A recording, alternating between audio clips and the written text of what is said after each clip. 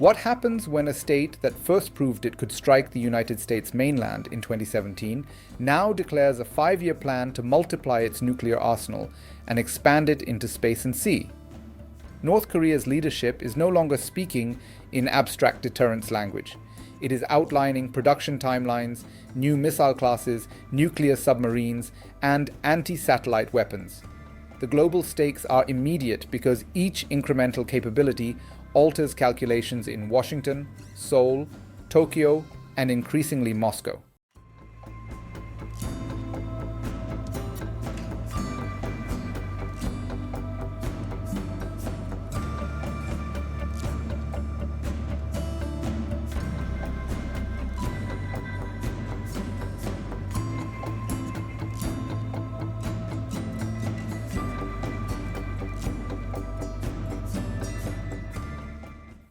If this buildup accelerates as planned between 2026 and 2030, the structure of deterrence in Northeast Asia shifts from limited retaliation to layered second strike resilience. If it stalls due to sanctions, technical constraints, or diplomatic pressure, the balance remains tense but comparatively stable. The difference determines whether the region enters an era of permanent strategic escalation or fragile containment. At the 9th Congress of the Workers' Party of Korea, Kim Jong Un laid out a modernization roadmap centered on nuclear and strategic systems. He framed nuclear weapons as permanent and irreversible, embedded into national doctrine rather than treated as bargaining tools. Production of fissile material and warheads is to be accelerated. Delivery systems are to diversify.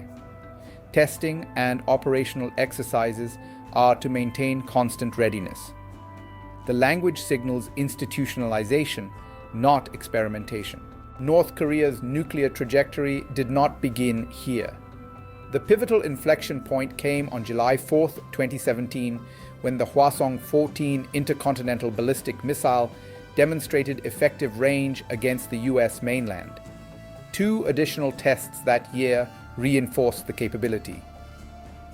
US Strategic Command officials later assessed that this breakthrough transformed deterrence architecture by allowing a small state to directly threaten a superpower without alliance backing.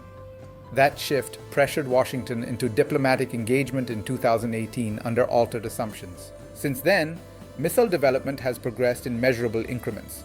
The Hwasong-17, first tested in March 2022, increased payload potential and survivability. In April 2023, the solid-fuel Hwasong-18 reduced launch preparation time, improving readiness and mobility.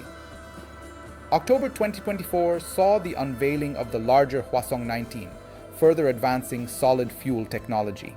In October 2025, state media introduced the Hwasong-20, signaling continued iteration in range, throw weight, or re-entry vehicle sophistication. Each iteration compresses warning times and complicates missile defense planning. Sea-based deterrence represents the next structural change.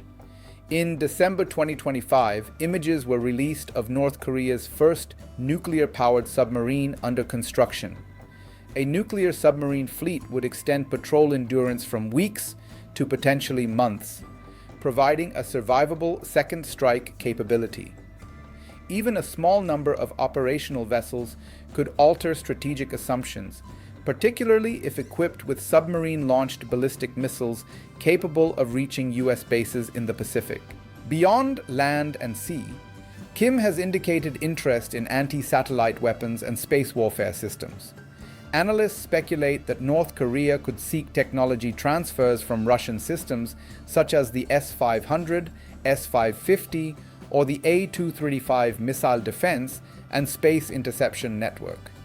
If such cooperation materializes, it would extend deterrence into orbital domains, threatening reconnaissance and early warning satellites. Given that North Korea has exported tens of billions of dollars worth of munitions to Russia since 2022, the financial and political leverage for sensitive exchanges has likely increased. The Modernization blueprint also references artificial intelligence-enabled attack drones and advanced precision systems. These technologies are not symbolic. They enhance targeting, survivability, and asymmetric options. When layered atop nuclear forces, they create a multidimensional deterrent architecture spanning land, sea, air, cyber, and space. Airborne nuclear delivery remains the missing leg of a formal triad. Speculation has circulated regarding potential transfers of Russian Su-34 strike aircraft or Su-57 stealth fighters. Either platform, if configured for nuclear delivery, could extend reach across the Pacific. A Su-34 equipped with long-range cruise missiles could theoretically threaten installations as distant as Hawaii, depending on payload and refueling capacity. The feasibility of such transfers remains uncertain, but the strategic implications are significant. What if North Korea successfully deploys a credible nuclear triad by 2030? In that scenario, deterrence becomes deeply entrenched. Missile defenses in the region would face saturation risks. The United States and its allies might respond with expanded deployments, including additional interceptors or strategic assets. Japan and South Korea could intensify debates over indigenous deterrent options. China would reassess force posture to avoid encirclement or miscalculation. Alternatively, what if economic constraints or technical setbacks slow submarine development and limit anti-satellite integration? In that case, North Korea retains a formidable land-based deterrent but lacks full redundancy. Diplomatic engagement could regain traction, particularly if regional actors seek arms control arrangements focused on capping warhead numbers or limiting testing frequency. Regional consequences ripple outward. South Korea and Japan already coordinate closely with US forces on missile defense and intelligence sharing.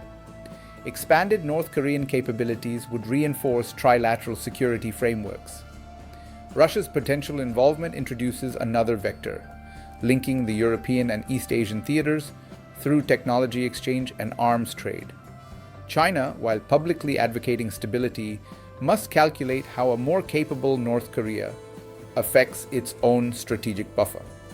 Globally, the normalization of a smaller state fielding intercontinental and potentially space-based deterrence tools challenges non-proliferation norms established since the Cold War. The precedent suggests that technological diffusion and geopolitical fragmentation make containment increasingly complex. The core dynamic is not rhetorical escalation, but institutionalized capability growth backed by production targets, diversified platforms, and doctrinal integration. North Korea is moving from episodic demonstration to systemic reinforcement. Each submarine hull laid, each solid fuel test completed, and each satellite targeting concept explored narrows strategic ambiguity. As the 2026-2030 plan unfolds, observers should monitor three indicators: confirmed warhead production estimates, sea trials of the nuclear submarine, and evidence of anti-satellite testing. These markers will clarify whether ambition translates into deployable strength. In the end, deterrence is a calculation of risk tolerance and survivability. North Korea seeks to ensure that any adversary faces unacceptable costs. The United States and its allies seek to prevent that assurance from expanding unchecked. Stability may persist, but it will rest on increasingly complex technological foundations. The coming years will reveal whether this buildup hardens a long-standing stalemate or ushers in a more volatile strategic era where space, sea, and solid fuel missiles redefine the meaning of security in Northeast Asia.